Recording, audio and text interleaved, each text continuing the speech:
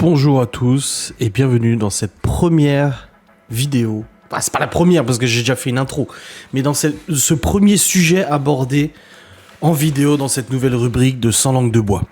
Alors, vous m'avez soumis pas mal de sujets du coup à débattre avec vous en facecam et j'en ai retenu un qui me parle parce qu'en fait j'en ai tout simplement parlé hier. Voilà, on en a parlé hier avec Gaston, Miguel, Anto, Laura et tout ça. C'est la rentrée scolaire. Comment en tant que parent on aborde la rentrée scolaire, comment on l'appréhende, comment on s'organise, comment on fait. Et je trouvais intéressant de parler plus en détail de ce sujet au niveau de notre ressenti, plus que l'organisation, puisque l'organisation, de toute façon, vous la verrez en vlog. Donc voilà, regardez les vlogs si vous voulez voir un peu comment on s'organise. Mais par contre, au niveau du ressenti, je trouvais intéressant de vous partager un petit peu en vidéo, vous dire un peu ce qu'on en pense. Alors, de notre côté à nous, nous avons le grand Malone qui rentre en terminale, ça veut dire le bac. On a Libby qui rentre en troisième, ça veut dire le brevet des collèges. On a Léo qui rentre en sixième, donc première année de collège. On a Théo qui rentre en CM2 et Chloé qui rentre en CE2. C'est ça, hein. Chloé, je ne sais jamais. Putain, je suis jamais sûr pour Chloé, j'ai toujours le doute. Non, c'est bien CE2, hein. Je crois. Hein.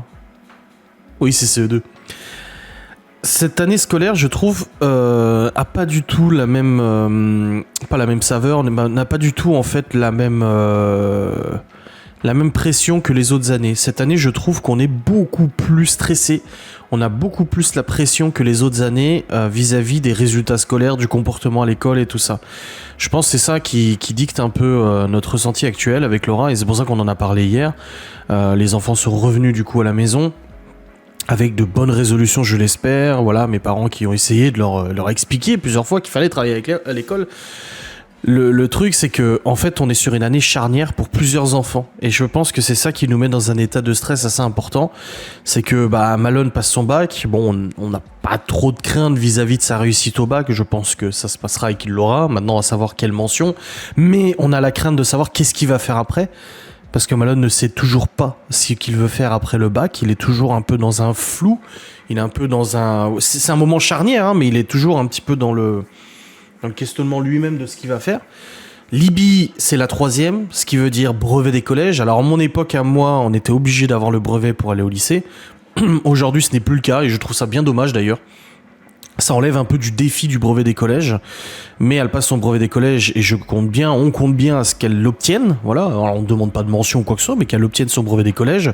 Je trouve quand même que c'est un peu, c'est un peu obligatoire pour aller au lycée, même si aujourd'hui ça ne l'est plus au niveau papier, mais pour moi je trouve que c'est super important. Pareil, Libby se cherche un peu.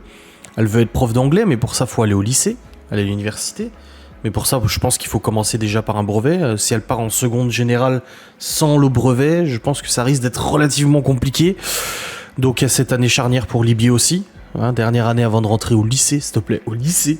Je me suis fait la réflexion. J'ai dit putain, Libby l'année prochaine elle a 15 ans. Oh, mon Dieu.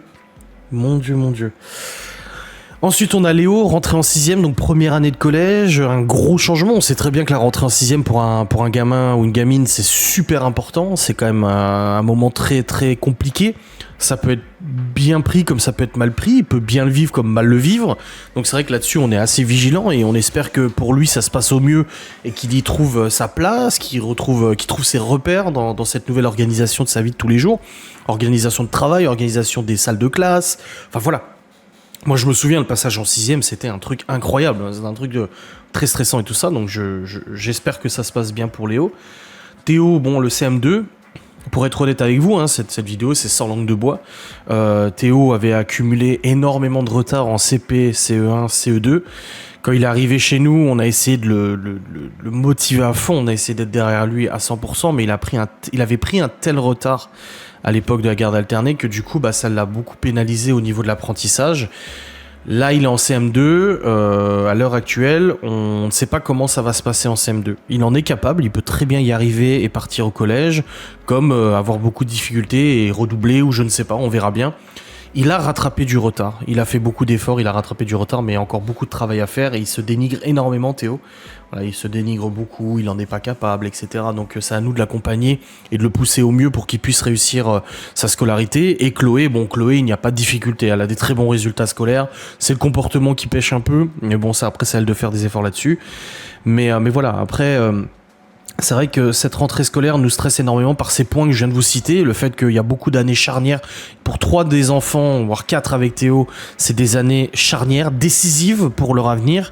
Et c'est vrai que nous, ça nous met une pression de dingue parce que, vous savez, nous, vous le savez, si vous suivez les vlogs, on a des règles, on impose des règles, on impose des limites, on impose des valeurs, des façons de vivre, etc. On n'est pas là, ouais, vous faites ce que vous voulez, on s'en fout si vous avez des bons résultats. Non, on est derrière eux. On s'implique autant qu'on peut avec eux. Mais au bout d'un moment, et ça c'est vrai que la directrice de primaire l'a dit il y a quelques mois, quand on a eu un rendez-vous pour Léo et Théo, elle a dit au bout d'un moment, on ne peut rien faire de plus. Au bout d'un moment, quand on met les règles en place, les valeurs, les principes, etc., si le gamin, quand il est à l'école et que tu n'es pas derrière lui, il n'a pas envie de bosser, tu ne peux rien faire. Et ça, c'est quelque chose qui nous fait extrêmement peur, parce que c'est vrai on peut rien faire, on n'a pas de contrôle là-dessus. On ne peut pas aller avec lui dans la salle de classe et lui dire, écoute le prof. Libby Malone, il avait des gros problèmes de bavardage et de concentration, même s'il avait de très bons résultats scolaires, il avait gros problèmes de comportement à l'école. Ça s'est réglé, voilà, ça va beaucoup mieux. Libby, gros problème au niveau pareil du retard qu'elle a rattrapé. Elle a eu un premier trimestre avec des encouragements en 4e, donc c'était super bien. Mais Libby se disperse énormément, c'est du dessin, elle est dans la lune. C'est exactement ce que sa prof principale a dit. Libby, c'est une gamine qui est souvent dans la lune. Et du coup, elle loupe des choses qu'elle ne peut pas rattraper si elle les a pas écoutées. Léo, c'est un gamin avec un poil dans la main qui fait 3 km de long, tellement il a rien envie de faire. Non, Léo, je crois que de tous les enfants, c'est celui qui déteste le plus l'école. Il a pas envie. Il est intelligent, il peut y arriver. Quand il s'y met, il y arrive, mais il a pas envie. Et ça me fait penser un peu à moi. J'avoue que tous les enfants sont un peu un mix de mes comportements à l'école, mais il en est capable. Et Théo, comme je vous l'ai dit, c'est le gros retard scolaire qu'il a accumulé qui on verra cette année, qui peut-être le freinera un peu ou le bloquera, je sais pas, on verra. Et Chloé, Chloé scolarité ça va très bien quoi, sauf son comportement. Mais ça aussi, elle fait sa chef, voilà. Le petit-fils de Gaston l'a dit, elle est gentille mais elle est très chiante, oui, c'est vrai. Donc ouais, appréhension de cette année scolaire, écoutez, c'est plus d'appréhension que les autres années, c'est plus de stress que les autres années. Moi j'y pense énormément et je me dis, qu'est-ce qu'on va bien pouvoir faire ? Si on voit qu'un des enfants ou les enfants se cassent la gueule et ne bossent pas comme il faut, ne se motivent pas, qu'est-ce qu'on va faire ? Et ça nous rappelle nous-mêmes. Je veux dire, moi-même, je suis pas un exemple. Hein. Je suis pas un exemple du tout à l'école. J'ai rien foutu à l'école. Bon, j'arrivais à avoir la moyenne quand même. Attention, j'avais pas des résultats catastrophiques. En rien faisant, en n'écoutant rien, j'arrivais quand même à avoir une bonne moyenne. Une bonne. Au-dessus de la moyenne. Ce qui m'a permis d'aller jusqu'au bac S. Voilà. Sans rien foutre. Mais... là, c'est plus compliqué. C'est plus compliqué parce que maintenant, on est nous, en tant que parents, dans la situation que nos parents étaient. Je vois à quel point j'ai fait suer ma pauvre mère avec mes résultats et mon comportement à l'école. Mon comportement au niveau... j'écoutais rien. Enfin, j'écoutais rien. Je n'étais pas attentif en cours, tu vois. Et je me dis, mon Dieu, mais nos enfants, en fait, on se rend compte à quel point nos parents ne pouvaient pas faire grand-chose. Si les enfants n'ont pas envie de bosser à l'école, ils n'ont pas envie de bosser à l'école. Et ça, même si les professionnels nous disent, écoutez, monsieur et madame Sansky, vous êtes des bons parents, vous imposez des règles, des limites, comme la limitation des consoles, ils se couchent à une heure raisonnable, comparé à d'autres gosses qui se couchent à 23h, minuit, alors qu'il y a école le lendemain, tu vois. Toutes ces choses-là, qui font qu'on établit des règles, on nous dit, malgré tout ça, si l'enfant ne veut pas travailler, il ne travaillera pas, et tant pis pour vous. Et c'est pour ça que ça me fait très peur. J'avoue que là, je suis extrêmement stressé, ouais. Moi, je suis très stressé de cette rentrée scolaire et je pense que c'est le cas de beaucoup de parents. À part les parents qui s'en foutent, parce qu'il y en a des parents qui en ont strictement rien à foutre, qui se disent, tu bosses pas, moi ça m'est égal, tant pis pour toi, c'est pour ton avenir. Bon, moi, ma mère, elle a commencé à dire ça, mais j'étais déjà au lycée, elle m'a dit, écoute, tu fais ce que tu veux, tant pis pour toi. Et puis voilà, elle a arrêté de m'engueuler parce qu'elle a bien compris que ça servait plus à rien de m'engueuler de toute façon. Mais voilà, j'espère vraiment que nous, en tout cas, en tant que parents, on va faire notre part du travail. C'est-à-dire qu'on va faire le nécessaire pour que les enfants soient suivis, qu'on puisse les aider, qu'on puisse les accompagner, qu'on puisse les coacher, qu'on puisse les soutenir et tout. Et j'espère que les enfants feront aussi leur part du travail. Pour ça, c'est de la maturité. Voilà, c'est simplement du gain de maturité. Aujourd'hui, moi, à 37 ans, je me dis si j'avais bossé j'aurais dû bosser à l'école. J'aurais dû écouter parce que c'était tellement intéressant. Aujourd'hui, je me dis mais putain, pourquoi j'écoutais pas? C'était trop intéressant. Maintenant, il y a plein de sujets pour lesquels j'étais pas intéressé à l'époque qui aujourd'hui me parlent, tu vois. Je me dis, est-ce qu'ils auront la maturité nécessaire pour pouvoir se dire bon bah maintenant je bosse un peu au moins, tu vois. Je sais pas, on verra. Après. Les résultats sont pas catastrophiques, comme je dis. Libye a eu les encouragements en 4ème. Léo, il est passé au CM2. Il a pas eu des notes catastrophiques non plus. Théo, c'est un peu plus compliqué. Chloé a un très bon résultat. Et puis Malone, il a eu félicitations avec 18 de moyenne en première S, tu vois. Donc, enfin, ça n'existe plus, première S, je sais. Enfin, bref.